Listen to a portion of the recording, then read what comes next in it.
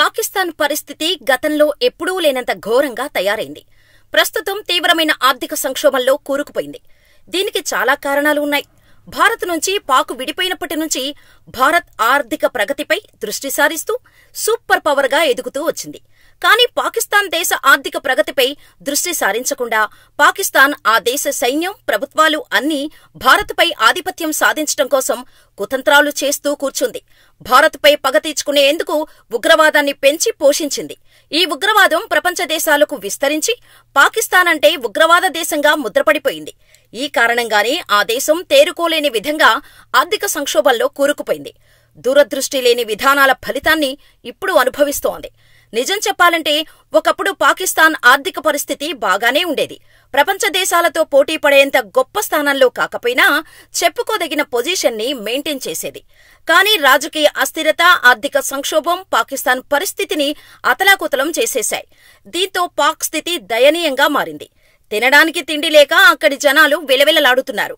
యువతకు ఉద్యోగ అవకాశాలు పూర్తిగా నీరుగారిపోయాయి. దీంతో చేసేదేమీ లేక పాక్ దేశస్థులు పొట్టకూటి కోసం విదేశాల బాట పట్టారు. కానీ విదేశాల్లోనూ నిరాశే ఎదురవటంతో మరో మార్గం లేక భిక్షాటనే తమ వృత్తిగా మార్చుకుంటున్నారు. ఆ దేశంలో భిక్షాటన అనేది ఒక పెద్ద వ్యాపారంగా మారింది. పెద్ద చిన్న నగరాలు అనే తేడా లేకుండా అక్కడి ప్రజలు భిక్షం అనే బిజినెస్ ని సాగిస్తున్నారు. సరే, ఇదంతా వారి దేశ పరిస్థితుల వల్ల చేస్తున్నారు అనుకుంటే పాక్ ఇతర దేశాలకు బిచ్చగాళ్లను ఎగుమతి చేస్తుంది. విదేశాల్లో అరెస్టు అవుతున్న బిచ్చగాళ్లలో ఏకంగా 90% మంది పాకిస్తానీలే ఉన్నట్టు వెల్లడైంది. అంతేకాదు, జేబు దొంగల్లోనూ అత్యధికంగా పాకిస్తానీలే ఉన్నారంటే పాక్ పరిస్థితి ఎలా ఉందో ఒక్కసారి ఆలోచించండి. ఈ విషయాన్ని స్వయంగా పాక్ ప్రభుత్వమే ప్రకటించింది. సౌదీ అరేబియా, ఇరాన్, ఇరాక్ వంటి దేశాలకు వెళ్లే పాక్ ప్రజలు అక్కడ భిక్షాటన చేస్తున్నారు. బిచ్చమెత్తుకోవడం కోసమే పర్యాటక వీసాలతో పాక్లోని చాలా మంది ప్రజలు సౌదీ అరేబియా దేశాలకు వెళ్తున్నారని ఇతర దేశాల నుంచి పెద్ద సంఖ్యలో ఫిర్యాదులు వస్తుండటంతో పాక్ ఈ విషయాన్ని ఒప్పుకుంది కూడా. పాక్ ప్రభుత్వమే గుట్టుచప్పుడు కాకుండా బిచ్చగాళ్లను విదేశాలకు పంపి బెగ్గింగ్ చేయిస్తుందనే వాదనలు ఉన్నాయి. దేశం ప్రస్తుతం గడ్డు పరిస్థితిలో ఉండటంతో ఈ గడ్డుకాలం నుంచి గట్టెక్కేందుకు బెగ్గింగ్ ను వాడుకుంటోందని అనేవారు ఉన్నారు. తమ దేశం నుంచి ఇతర దేశాలకు బిచ్చగాళ్లను పంపి అక్కడ సంపాదించిన సొమ్మును సొంత దేశంలో పెట్టుబడి పెట్టేలా ప్లాన్ చేస్తోందట పాకిస్తాన్. పైకి మాత్రం తామే బిచ్చగాళ్లను ఇతర దేశాలకు వెళ్లకుండా కట్టడి చేస్తున్నట్టు చెప్పుకుంటోంది. 2000 మందికి పైగా బిచ్చగాళ్ల పాస్పోర్టులను 7 ఏళ్ల పాటు బ్లాక్ చేయాలని పాక్ ప్రభుత్వం నిర్ణయం తీసుకున్నట్టు చెబుతోంది. అంతేకాదు, బిచ్చగాళ్లను విదేశాలకు పంపే ఏజెంట్ల పాస్పోర్టులను సైతం బ్లాక్ చేస్తుంది. అయితే ఈ బిచ్చగాళ్లు సంవత్సరానికి $42 బిలియన్ సంపాదిస్తున్నారు. ఇది పాకిస్తాన్ జీడీపీలో 12% కంటే ఎక్కువ అని అక్కడి అధికారులు చెబుతున్నారు.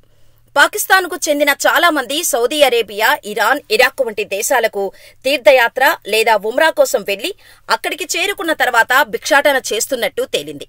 గతేడాది అక్టోబర్లో పాకిస్తాన్ నుంచి భిక్షాటనకు వెళ్తున్నారనే అనుమానంతో చాలా మందిని అరెస్ట్ చేశారు. వీరంతా యాత్రికులుగా యాక్ట్ చేస్తూ సౌదీ అరేబియాకు విమానం ఎక్కుతున్నారనే అనుమానంతో అదుపులోకి తీసుకున్నారు. అంతకుముందు ముల్తాన్ విమానాశ్రయంలోని సౌదీ అరేబియాకు వెళ్లే విమానం నుంచి 16 మందిని భిక్షాటన చేస్తున్నారనే అనుమానంతో డిబోట్ చేశారు. మొత్తంగా ఆర్థిక సంక్షోభంతో ఏమీ దిక్కులేని స్థితిలో బిచ్చమే దిక్కైంది. ఇలా ప్రజలు బెగ్గింగ్ వైపు వెళ్లటానికి పాక్ పాలకులు తీరే కారణం. ప్రజల కనీస అవసరాలు కూడా తీర్చకుండా అడ్డగోలు నిర్ణయాలతో టెర్రరిజాన్ని ప్రోత్సహిస్తూ వారి దేశాన్ని వాళ్లే నాశనం చేసుకున్నారు. ఇప్పుడు ఇతర దేశాల దగ్గరకు వెళ్లి చేయి చాచినా రూపాయి ఇచ్చేవాడు లేడు. దీంతో పాక్లో ఆర్థిక సంక్షోభం, ద్రవ్యోల్బణం విపరీతంగా పెరిగి నిత్యావసరాల ధరలు భారీగా పెరిగిపోయాయి. ప్రస్తుతం ద్రవ్యోల్బణం తగ్గుముఖం పట్టినా ₹10 వస్తువు ₹15గా, ₹50 వస్తువు $100గా మారింది. ఇది ప్రజలపై తీవ్ర ప్రభావం చూపుతోంది. ఎటు చూసినా ప్రభుత్వాన్ని నడిపే పార్టీలు, నేతలు బానే ఉంటున్నారు. ప్రజలే ఇబ్బందులు పడుతున్నారు. ఈ ఆర్థిక సంక్షోభం నుంచి పాకిస్తాన్ బయటపడాలంటే ఆ దేశానికి బయట నుంచి భారీగా సాయం అందాల్సిందే. మమ్మల్ని ఆదుకోండి అని కోరుతూ అంతర్జాతీయ ద్రవ్యనిధి సంస్థకు పాక్ విజ్ఞప్తులు పంపించింది. ఎంఐఎఫ్ బృందం పాకులో పర్యటించి సంక్షోభంలో అల్లాడుతున్న పాకిస్తాన్కు అదనపు ఆదాయాన్ని సమకూర్చేందుకు అంతర్జాతీయ ద్రవ్యనిధి పలు సూచనలు చేసింది. పన్నులు పెంచటంతో పాటు పన్ను స్లాబ్లను తగ్గించటం, మినహాయింపునకు స్వస్తి పలకటం తదితర చర్యలు చేపట్టాలని సిఫార్సు చేసింది. అయినప్పటికీ ప్రయోజనం లేకుండా పోయింది.